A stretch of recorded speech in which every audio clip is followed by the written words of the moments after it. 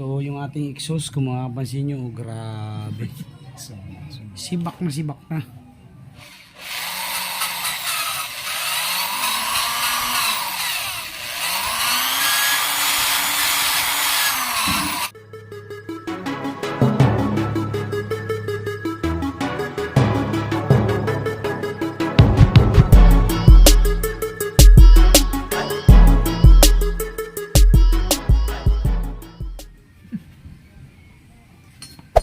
Hey there.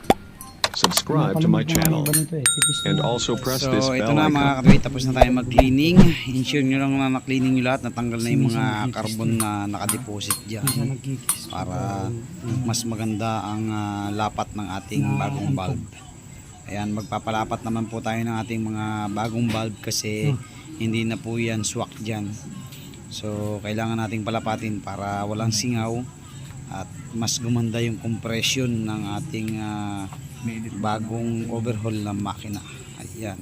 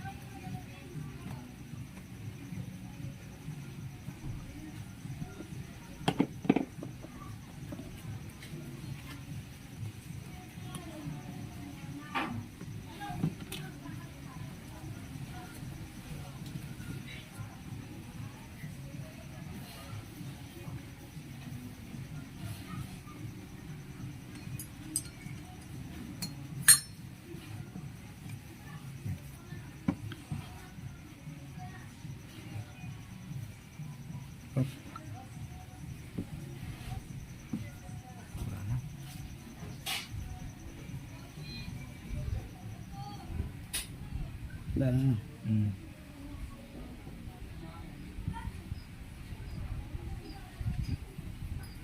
Dagdagan mo pa konti. Ay, doon naglik naman doon sa ano mo.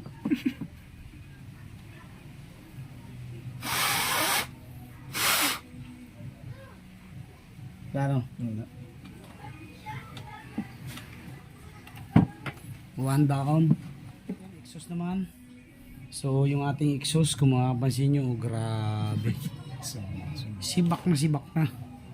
So ito, palalapatin natin itong isa. Pag ito pa yung sobrang nipis na, mamubungi ito. Hindi makapas. So huwag niyong kalimutan, pag magpapalapat kayo ng bulb, kailangan to may langis para hindi siya magasgas.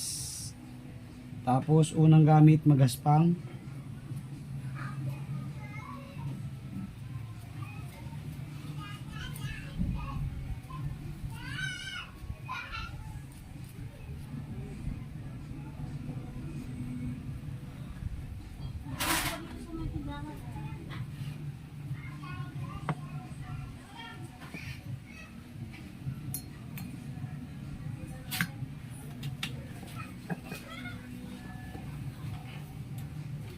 Patang langis.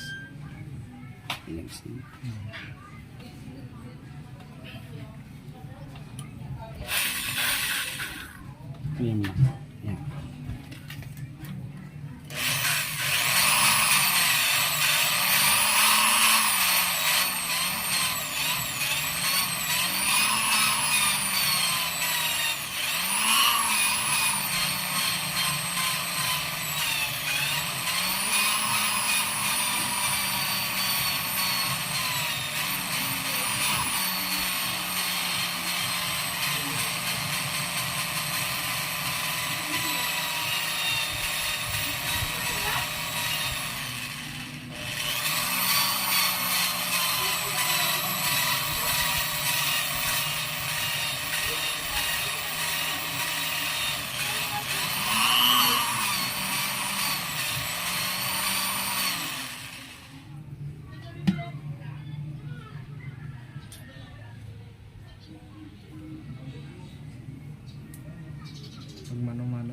tagal no.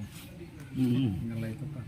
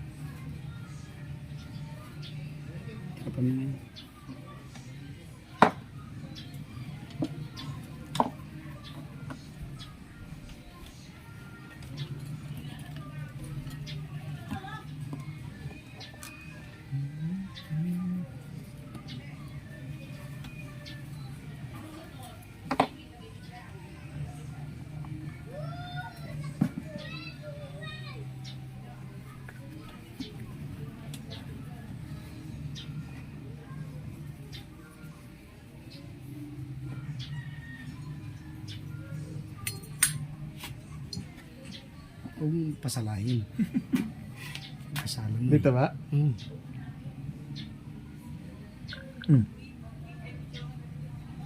Lagyan ko pa. So, meron pa. Meron pa.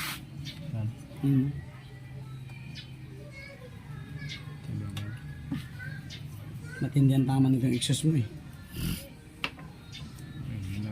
Mainit na ano. Parte. Isa pa, isang hitch pa. Okay, so ito na mga kare, tapos na tayo sa ating dalawang valve na palapat na natin. At i-assembly na lang natin ito mamaya-maya. Magsasaing muna ako. At tayo mga nanghalian muna. Wala tayong tagasaing. Okay na ito mga kare. Ay, mali. Gutom na. Doon ang salpak sa kabila. Okay.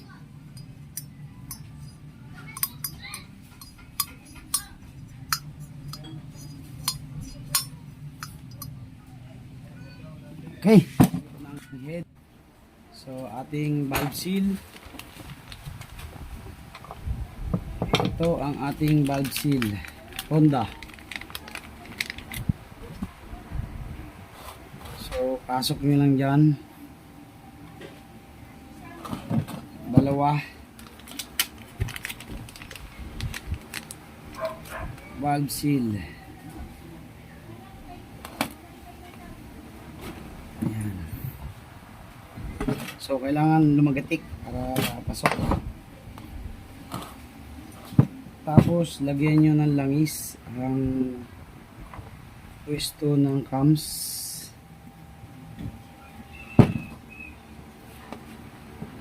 Ilagay natin ang bulb. Saan na yung bagong bulb natin? Yun na ba yun? Saan na ba yung dalawang bagong bulb? Nakakabit na yata. Hindi, wala. Ito isa. So, wag nyo rin kalimutan lagyan ng langis ang mga katawan. Unahin natin ang intake. intake. Ayan. So, nasa na yung pangkalang natin. So, lagyan natin ng kalang, siyempre. Ayan. Ano pasadya mo yan? Bibilit lang yan. Okay na bibili mo. Tapos, ang ating spring. Yung ating valve lock. So, dalawa yan.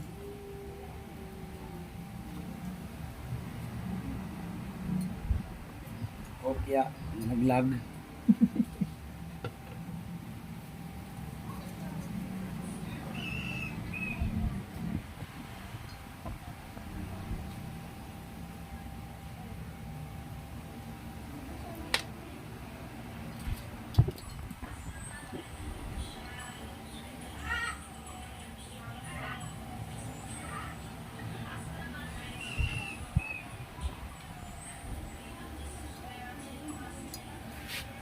Okay.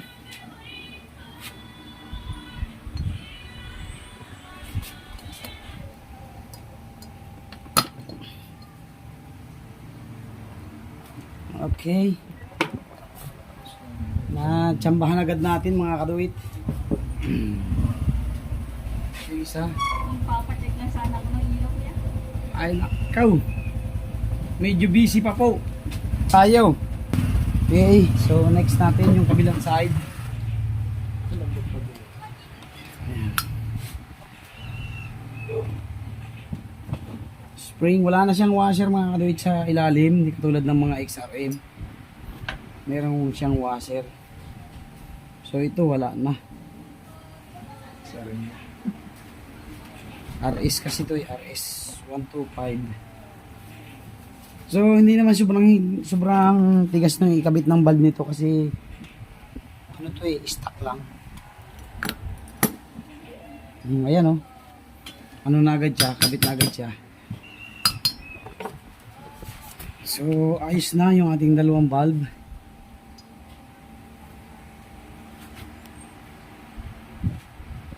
Ayan. Next natin yung ating cam. Lagyan natin ng langis siyempre.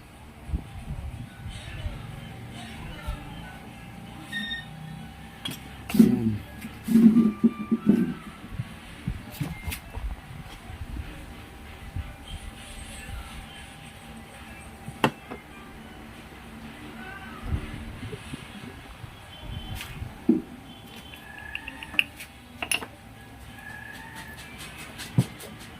Salpak na natin yan dyan mga kalit. Ayan.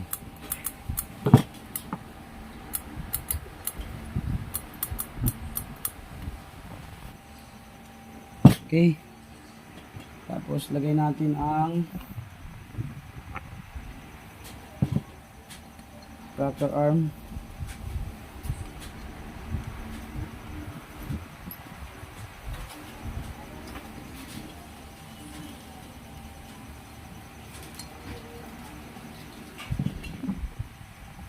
Kabila.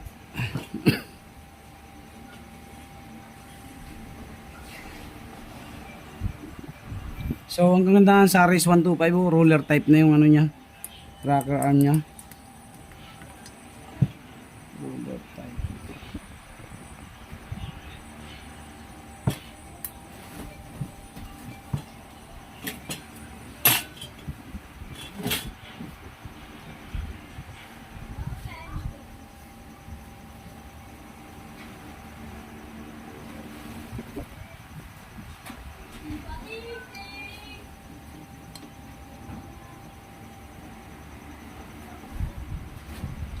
Okay.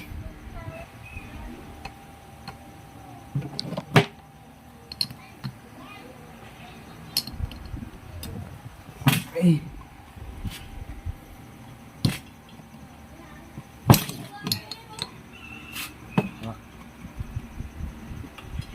Okay. So yan na, ganun lang kabilis mga kadit mag-assembly ng head. Yan. Kailangan to naka-rest para sa timing natin mamaya. So mag-a-adjust, saka na lang tayo mag-a-adjust dito. mamaya pagka naka ano na, nasa top lead center na tayo. Okay, so salpak na natin.